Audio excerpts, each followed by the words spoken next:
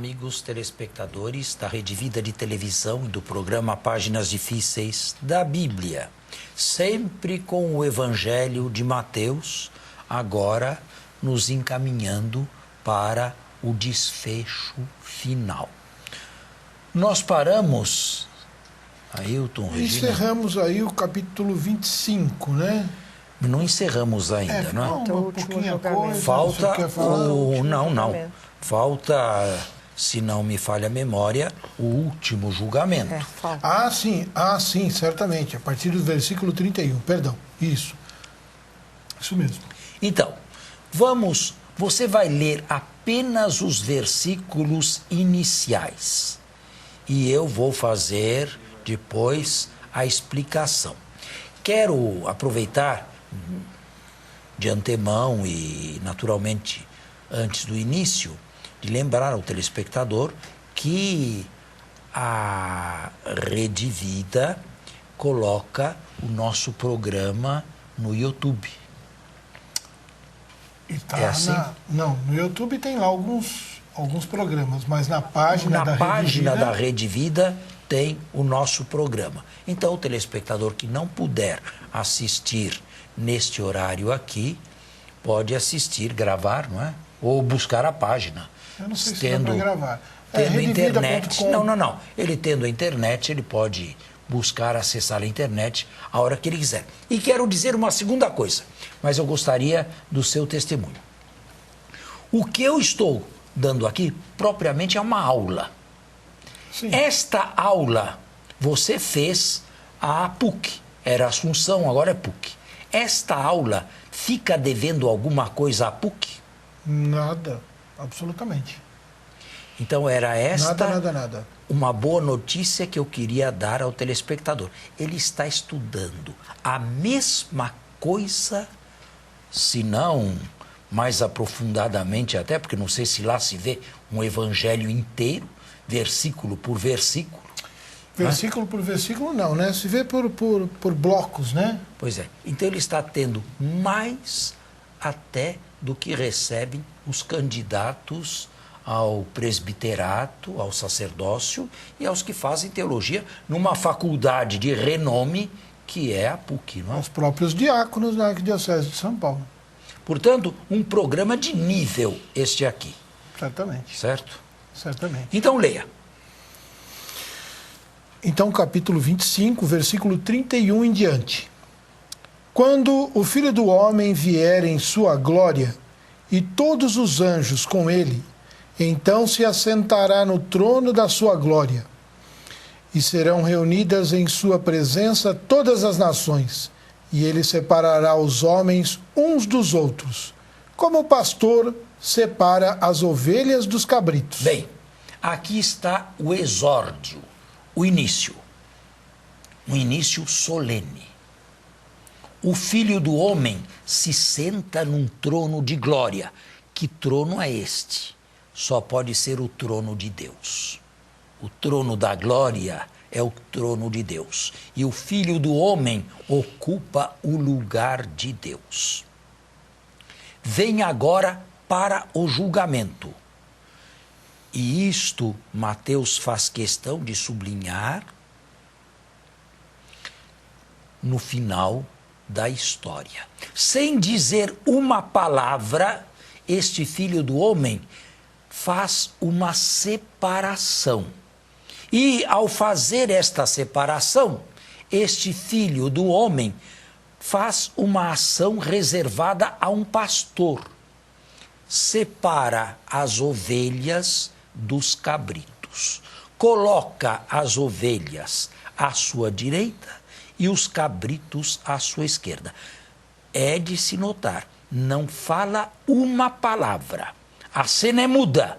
Não é mais momento de peroração, não é mais o momento de perguntas, de indagações ou de averiguações. Agora se trata da sentença definitiva. E quem se coloca diante do Filho do Homem? Pantataetna, taetné, diz o texto grego, todas as nações. Ou seja, todas as nações serão julgadas. E nós temos uma página belíssima que é muitíssimo conhecida dos nossos leitores. Você vai ler a primeira parte, que é positiva. Dirá aos da direita. E porá as ovelhas à sua direita e os cabritos à sua esquerda. Então dirá o rei... Note, o filho do homem é ao mesmo tempo um pastor e agora um rei. Quem seria este filho do homem? Este pastor e este rei? Este texto não é de fonte Q, nem foi Mateus buscá-lo em Marcos, porque ele não existe. Como Mateus nunca cria nada de sua imaginação, este texto deve ser buscado na tradição pré-mateana. Mateus simplesmente o retocou aqui e ali. Existe, para quem conhece bem o estilo de Mateus, mateísmos, isto é, figuras de linguagem, palavras próprias, uso da sintaxe, das preposições, dos tempos verbais, que indicam bem a mão de Mateus, mas o texto como tal é pré-mateano. Nós não podemos ou não temos mais como reconstruí-lo na sua originalidade. Alguém poderia fazer uma pergunta. Originalmente, a quem se referia este texto? Bem, filho do homem e pastor são dois títulos que cabem a Jesus, mas rei não. Jesus nunca se auto-intitulou rei. E, ao falar do trono de glória, o rei é Deus. Jesus nunca se autodenominou Deus durante sua vida terrestre e Deus sentado num trono de glória. Eu acredito que primitivamente, numa época anterior a Mateus, um judeu cristão compôs este texto aqui. E, assim, originariamente, ele chegou a Mateus, composto por um judeu cristão. É possível que este judeu cristão, originariamente, pensasse em Deus, sobretudo se fosse de origem ou de linha apocalíptica. É Deus quem age, sem intermediação alguma. Porém, na pena de Mateus, este texto pode ter sofrido modificação. Agora, o rei, o pastor, o filho do homem é Jesus. Mas, repito, nós não temos como reconstruir o texto na sua originalidade anterior a São Mateus. Leia. Então dirá o rei aos que estiverem à sua direita: Vinde, benditos de meu Pai, recebei por herança o reino preparado para vós desde a fundação do mundo. Pois tive E agora vem as causais. Pois tive fome e me destes de comer. Tive sede e me destes de beber. Era forasteiro e me recolhestes. Estive nu e me vestistes. Doente e me visitastes. Preso e viestes me ver. Então os justos lhe responderão: Senhor, quando foi que te vimos com fome e te alimentamos, com sede e te demos de beber? Quando foi que te vimos forasteiro e te recolhemos, ou nu e te vestimos? Quando foi que te vimos doente ou preso e fomos te ver? Ao que lhes responderá o rei: Em verdade vos digo, cada vez que o fizeste a um desses meus irmãos mais pequeninos, a mim o fizestes. Bem, aqui está a parte positiva. A parte negativa é composta da mesma maneira, da mesma forma, apenas um pouco mais abreviada. Mas a composição digamos, sintática ou gramatical é a mesma. As mesmas palavras ditas aos da direita são ditas de maneira contrária aos da esquerda. Assim como se surpreenderam os da direita, também se surpreenderão os da esquerda. Este texto famoso possui duas grandes chaves hermenêuticas. Mas agora acredito que nós tenhamos que fazer um intervalo. É melhor, porque senão me cortam a palavra no meio. Já já voltamos.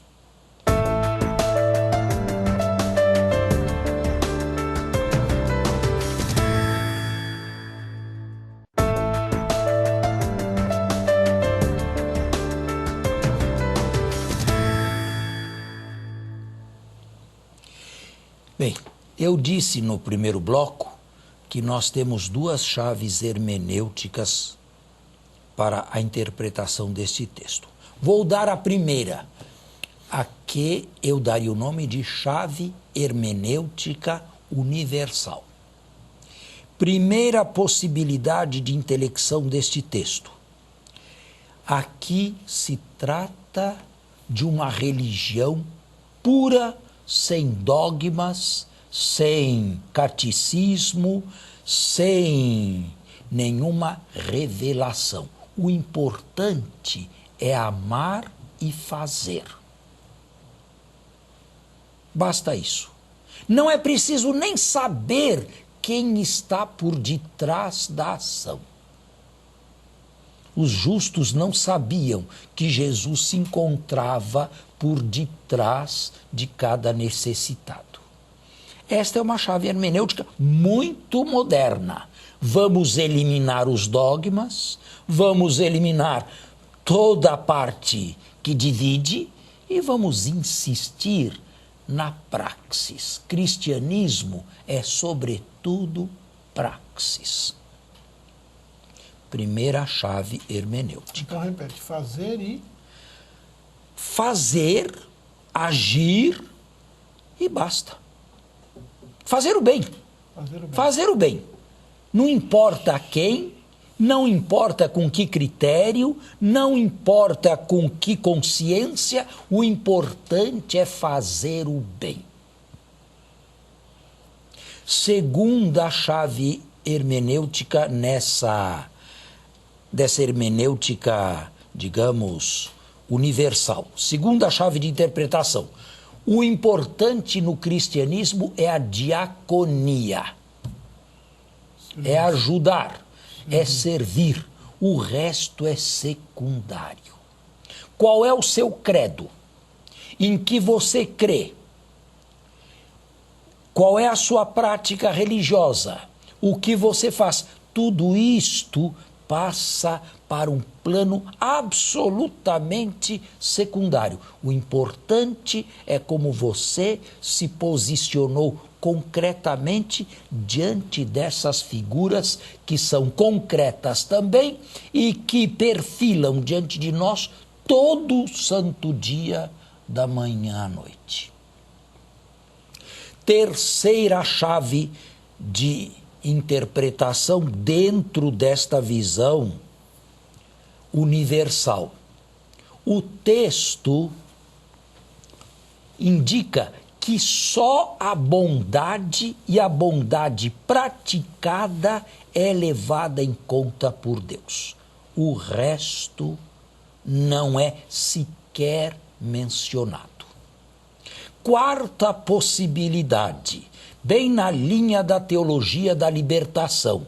É impossível atingir ou buscar ou amar Deus a não ser amando concretamente o pobre, o necessitado, o indigente, enfim, o doente, como diz aí o texto. Importante é vestir quem está nu, é dar alimento a quem tem fome, é dar de beber a quem tem sede, é visitar quem está encarcerado. Isto é decisivo. É impossível ir a Deus sem esta mediação humana. Eu estou de acordo com esta visão. Ela não me é absolutamente antipática, não. Quinta possibilidade.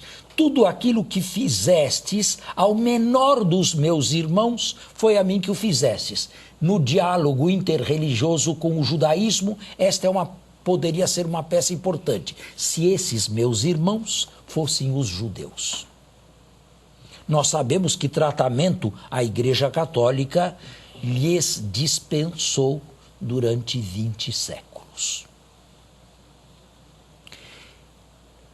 Existem até mesmo aqueles que nos anos 60, final dos anos 60, insistiram na teologia da morte de Deus. Morre um conceito, ou morreu um conceito de Deus, não para ser substituído por um outro conceito, mas para ser substituído, Deus, por um novo encontro. Agora, Deus é o pobre, o indigente e o necessitado. Tudo isto é uma única chave de leitura que eu diria, aqui eu daria o nome de chave hermenêutica global, ou chave hermenêutica universal. Existe uma segunda chave hermenêutica para este texto aqui. É a seguinte: as nações que se colocam diante do Filho do Homem são, na verdade, todos os povos. Inclusive os que creem em Cristo, inclusive a comunidade. A comunidade não é um lugar privilegiado. Porém, os irmãos pequenos, os necessitados, são os membros mais humildes ou mais necessitados da própria comunidade cristã. Bem, das duas chaves interpretativas, das duas hermenêuticas possíveis, eu acredito que apenas a segunda, mantida pela tradição da Igreja, pelo menos até o início do século XIX, seja a única que vá de encontro ao texto de Mateus. Isto é, todas as nações estão juntas. Aqui poderia vir alguém com uma objeção, mas o Evangelho foi pregado a todas as nações? Todos os habitantes da terra conheceram ou puderam conhecer o Filho do Homem para se posicionarem a favor ou contra ele? Para Mateus, sim. E, sobretudo, para quem leu, antes deste capítulo aqui, o capítulo 23, o discurso escatológico. Antes que venha o fim, o Evangelho deve ser anunciado a todo o mundo. Dentre o mundo inteiro, que ouviu pelo menos a falar no Filho do Homem e que deve ter tomado uma posição favorável ou contrária, está também a comunidade de Mateus.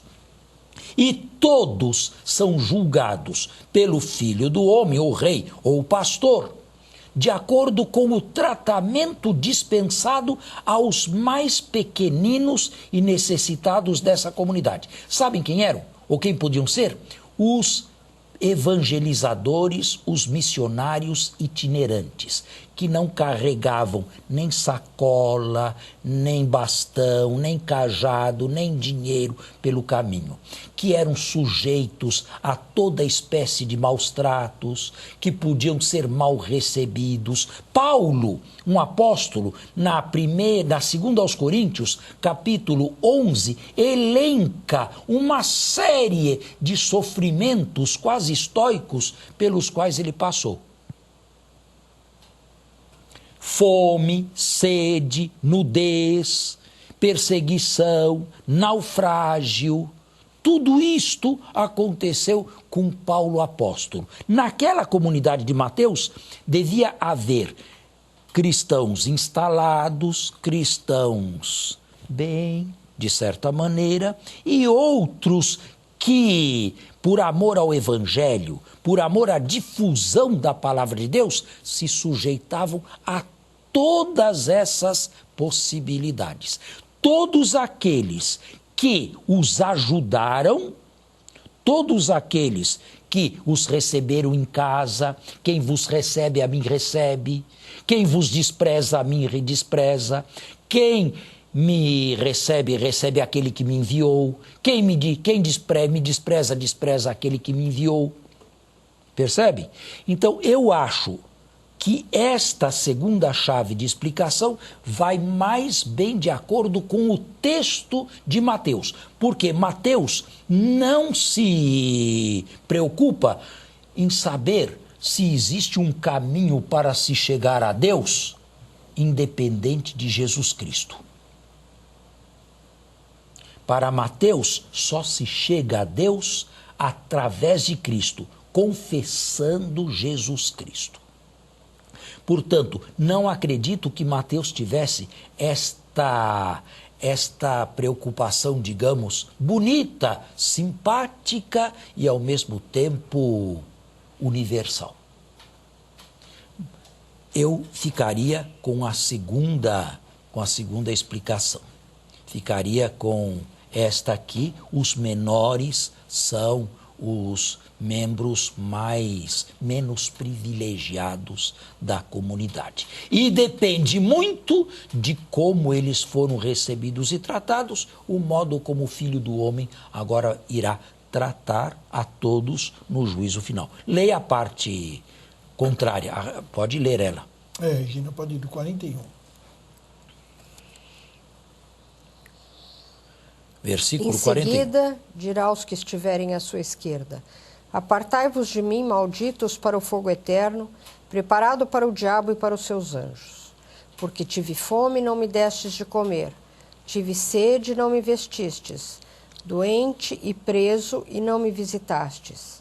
Então também eles responderão: Senhor, quando é que te vimos com fome ou com sede, forasteiro ou nu, doente ou preso, e não te servimos?